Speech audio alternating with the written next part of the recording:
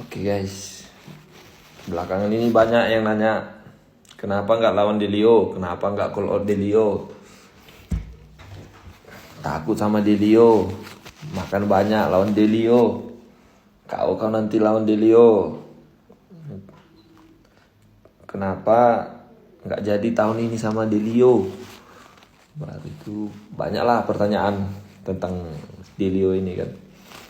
Jadi yang ingin ku sampaikan aja sama kalian yang bertanya tentang Delio dan Delio.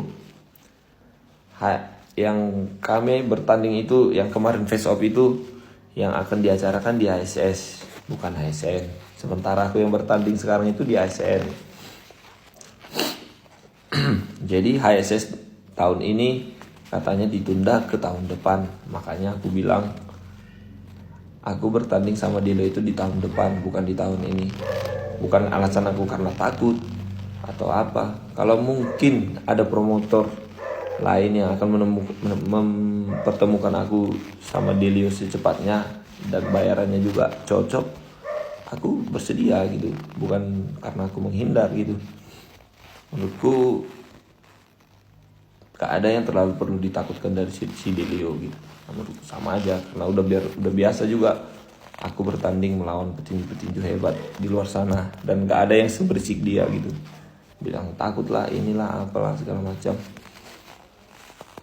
Jadi kalau aku